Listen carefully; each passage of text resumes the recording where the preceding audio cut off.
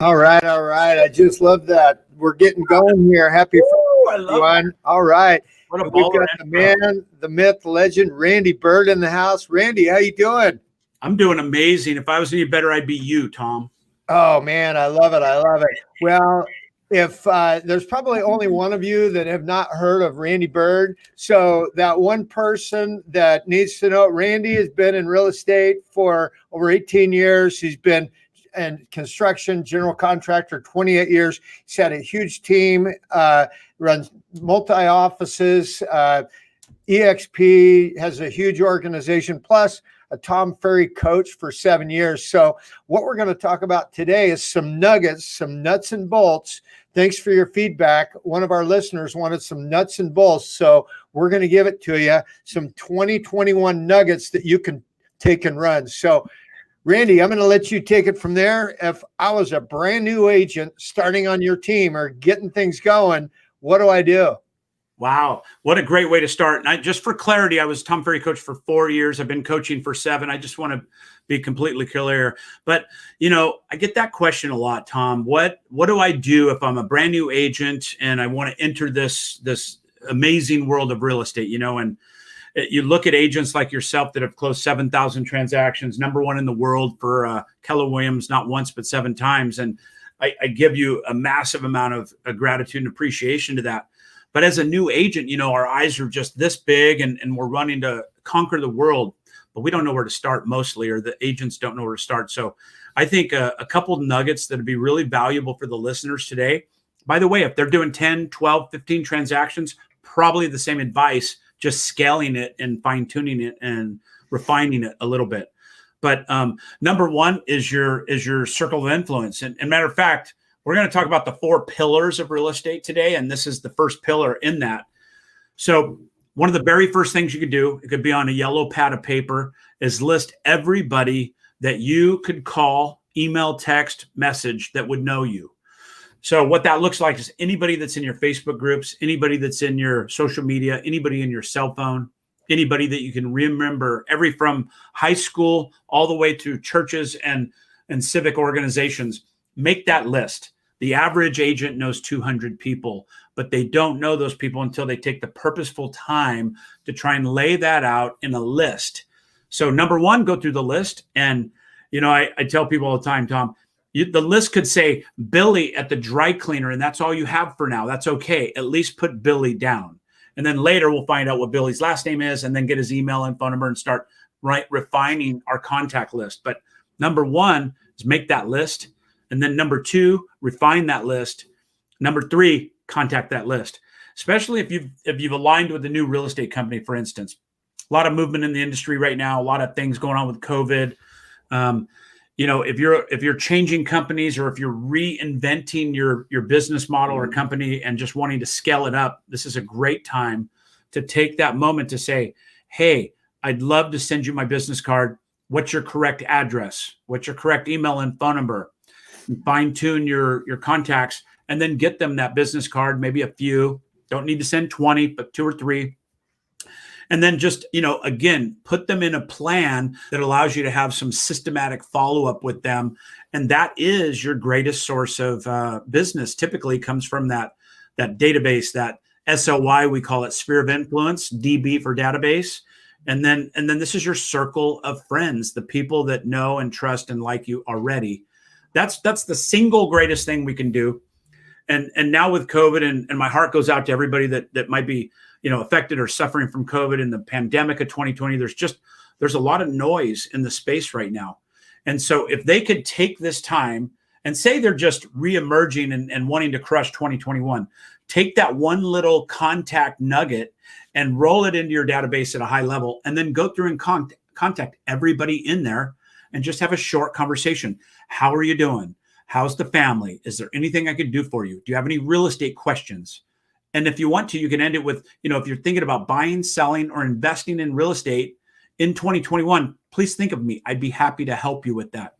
Just by doing that alone, you can inspire and really trigger some transactional events in your real estate business. So I think that's the reason it's the number one pillar is SOI and database.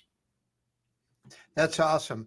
Okay, so I love the fact that that is the number one pillar, because that's really the foundation of our business is our database, right? That's the only saleable asset that we have is our database. So awesome. So let's jump right into pillar number 2. Sure. Pillar number 2, in no particular order, is geofarming, or farming as they call it. It's not bucking hay. It's not growing asparagus. It's farming a specific area to become the mayor of that, the social media mayor or the mayor of that area, meaning that, let's say you take a subdivision. Name a subdivision in your area, Tom, that stands out to you. Okay, so we've got Windermere Oaks. Like Windermere Oaks? Okay. Yeah. So let's say you live in Windermere Oaks and you're like, I really want to break into this market. So what you could do is you could formulate a map of that particular subdivision. Let's say it has a couple thousand houses in it. Too big to start with. You want to chunk this down into 500 house compartments. And in those 500 homes, get the title company to give you the addresses and names of everybody that's in that particular 500 homes. A strategy is you could have the title company look at all 2,000 and then identify that into 4 quadrants. And what you're going to be looking for is the highest turnover in one of those quadrants. That's your highest and best use of your time that people may buy and sell. So a couple foundational things we want in this farm is at least 500 homes, at least frequency of 2 times a month of contact. So 24 contacts a year. That could be a variation of a postcard that comes out every 2 weeks. Could be a variation of a postcard every 2 weeks and a newsletter or a market snapshot report. It could be if you're leading with sweat equity instead of check equity, it could be door knocking every 2 weeks and a postcard every 2 weeks. Could be door knocking every 2 weeks. So you're spending $0 and getting to know that farm. The other really important equation of this particular pillar is the turnover. You want at least a 6% turnover. Tom Ferry does an amazing job of really identifying through the 6,000 or 7,000 clients that he has in that ecosystem of what works in the farming arena. And he's determined that 6% is that magical number of turnover. So 500 houses, mathematically 6% turnover, that's 30 houses a year that are going to sell in that 500 homes mathematically. An experience of my own before I was in coaching, before I knew any better, I was in Windsor, California. And I picked a farm that I wanted to live in. It happened to be one of the most expensive neighborhoods in Windsor outside of Santa Rosa, California. Ellsbury Estates. A lot of people in that area know it. Big, beautiful houses. Everybody very desirable. Well, I spent thousands and thousands of dollars trying to break into this farm. And for about 8 months, got crickets, not a single phone call. So after starting coaching, we evaluated what was going on in my turnover, and there was 1.2%. So that means they were having less than 50 houses a year selling in that whole subdivision. No, 5 houses a year, 1% in that whole subdivision. So I wasn't getting any of those phone calls. They were already in relationships or whatever the status was. So I spent thousands of dollars on that learning lesson, trying to save you that mistake. So if you follow the fundamental principles, 500, 6% turnover, frequency of 2 times a month, you'll have success in there. And then the fourth necessity of that farm is a 1-year minimum soak, meaning that you cannot go big on it for 3 months. You have to give it 12 months because we find out that 7th, 8th, or 9th month is when you really start seeing the dividends from that work. And then you can start seeing a positive ROI. Make that ROI 2 or 3 times, meaning that if you're spending $1,000 a month, that's 12 grand a year. I know I'm going fast, but 12 grand a year is your cost. If you could sell 2 houses and make 24 grand, that's a 2+ ROI. Then you can invest into the next 500 homes. And that's how these agents like Daniel Byrd that crush 20,000 postcards a month, they build up to this. It's because they do it systematically through that ROI return and then keep invested into that market. So that's the second pillar, Tom. I love it. Well, I love the fact that you said be the mayor and then also consistent. Be consistent, because so many agents will see a shiny object and they're going to go try this, go try that. So you just have to pick something, stick with it, and be consistent. You don't have to be great. You just have to be consistent. So cool. 100%, 100%. And, a last little, piece of advice, maybe a nugget for that farm, is know everything about that farm. Really dive in and know what 500 homes are in that market, what's selling, who's the police chief that handles that area, who are the school superintendents and principals, what's the crime rate, how many roofs in that subdivision were replaced in the last year. Like literally everything you can learn about that makes you become that local area expert. And I have a couple case studies that are massive successes in farming, where agents went from 18 sales a year to 80 sales a year in 24 months just by perfecting this farming routine and campaign. Man, I love it. That's a good nugget. Okay, pillar number 3. Pillar number 3 is online lead generation. This is a massive, this encompasses probably 100 things.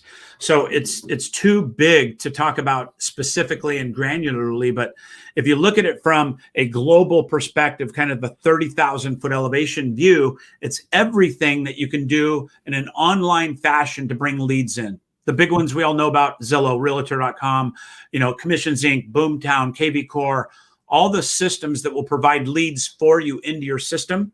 And by the way, like I said, there's probably 80 or 90 of those that we can easily identify.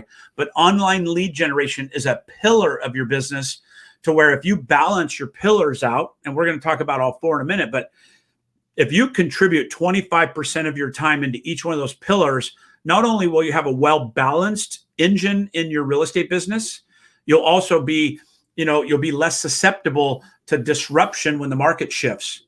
I knew a lot of agents that were REO kings, and you were a big one of those guys in the day. Well, I know guys and women that just left their business completely alone, didn't call any past clients for 3-4 years, and just handled that REO wave. When the REO wave ended and it went to short sales and then back to traditional market, they had to restart their businesses because they left those people alone for 3 or 4 years. Man. Okay, well, let's jump right into pillar 4. Okay, pillar 4, the simple one that we can't do right now, really, for the most part of us in the nation, is open houses. Open houses is the 4th pillar. It's one of the ones that we're most common with. And matter of fact, new agents, this is where you could really, jumpstart your career by doing open houses.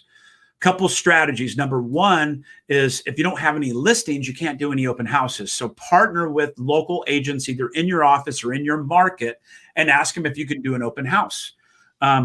We had a couple agents in my experience coaching that, were looking to do open houses and we're not having any success. And they were calling big agents like yourself going, "Hey, can I do up your open house this Saturday? I'm going to be there from 11 to 12. And, the reception's not that great. I want you to think of it this way. Develop an open house business plan that when you drop it off on my desk or Tom Dave's desk or Brent Gove's desk or somebody that's a significant agent in your area, that you wow them. And I mean, from a marketing standpoint, from an attraction standpoint, from an online lead preparation and advertising standpoint. And think about that. If you went to an agent and you go, "Here's my open house business plan. I'd like to partner with you and do some open houses for you. Here's my here's what I'm willing to contribute to you. I'm going to do these hours. I'm going to promote it for a week in advance. I'm going to put out 40 for sale signs and pick them up. I'm going to have a registration that I'm going to share with you for everybody that comes into that house." By the way, it's helping you with your buyers that you meet in that house for later in that open house strategy. And then you're going to have a lot better opportunity having a professional profile and all these things that you can express to that agent, that you're going to sell them on your ability to make them look good in the open house. It's also going to help the seller if you're doing open houses twice a week and maybe even once in drive time on Wednesday night. That's going to help all parties. You're going to have a really strong advantage going in there against other people that may be asking to do open houses outside of their business and or brokerage. Man, that's awesome. And I know that Brent Gove, he was a master at open houses. Once he ramped up, he was selling 300-400 homes a year, primarily from open houses. And I love the fact that it's a four-legged stool with those pillars. If you only have one pillar, whether it's REO or whether it's,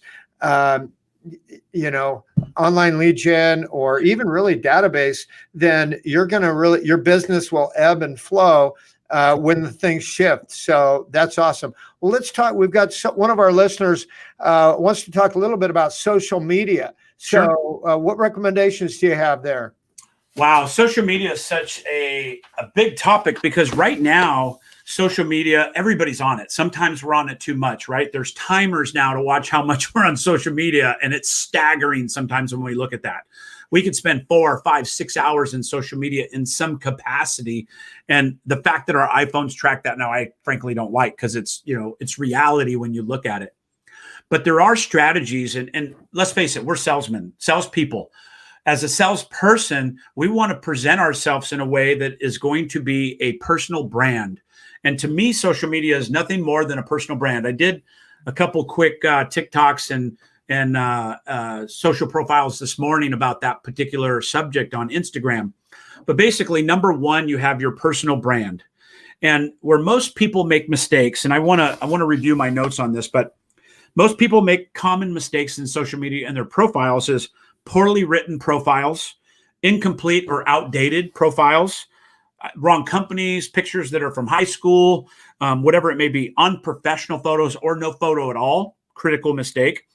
Being extremely, this is a big one for right now, folks, if you're listening, being extremely opinionated politically or religiously, posting and in discussions. I know so many agents that are getting defriended because they think they're being smart about buying into what's going on in social media with the elections and political posts and religious posts. And, the bottom line is you want to stay Switzerland a little bit in your social media because a buyer and sellers are out there watching you.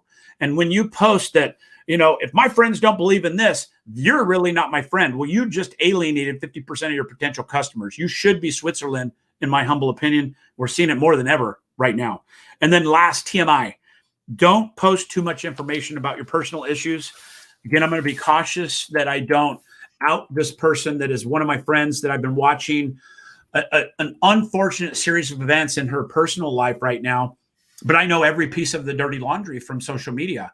And I'm just being real right now. I looked at her as being a professional that I looked up to in terms of what she's accomplishing in social media and what she's accomplishing in her business. But now that I've seen about a week or 10 days of this just absolute personal train wreck, I have a different opinion. And that opinion may relate to me trusting her with a referral, at least right now, if not forever. That's a big one to think about because social media becomes our source for, support. And it's just not the place if you're a business person, in my opinion. It's okay to have some basic personal stuff in there, but you have a personal profile on social media, then you have a business profile.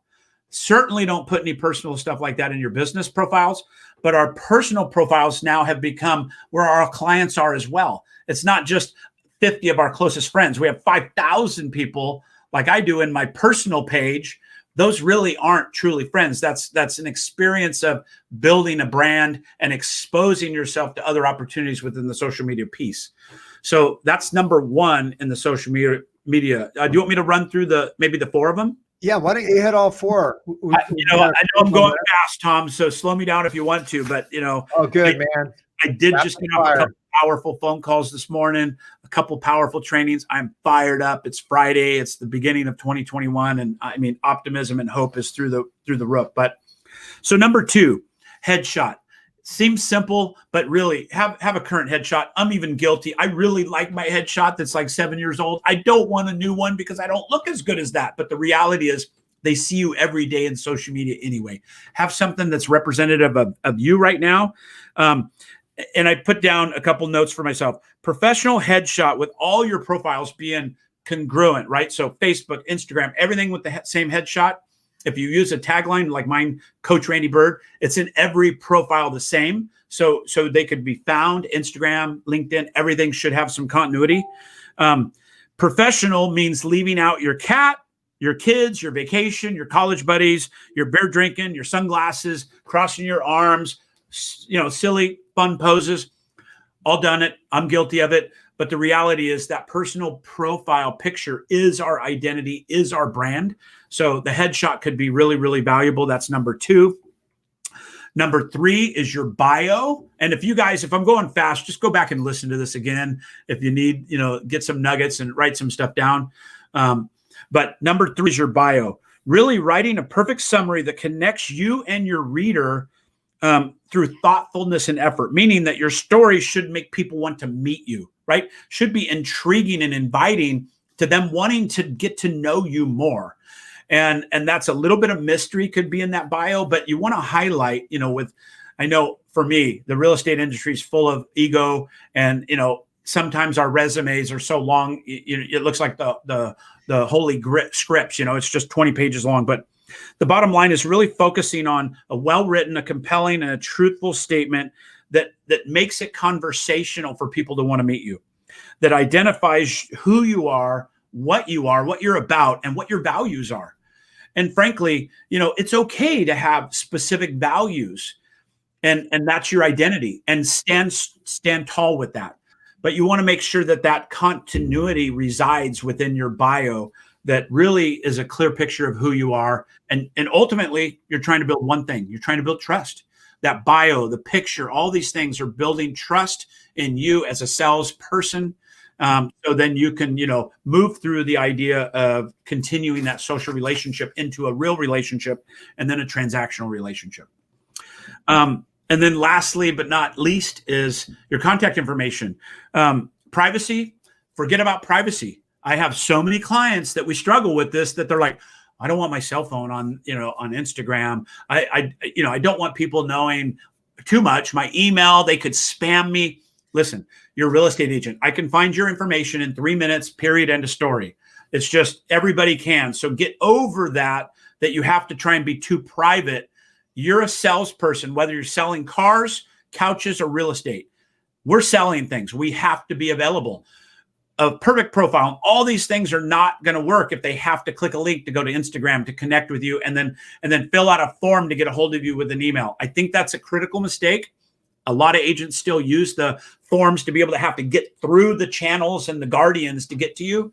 The bottom line is, yes, we get spammed. Yes, we get 30 phone calls a month from health insurance and student loans. I've got 30 calls this month trying to pay off my student loan that I've never had a student loan.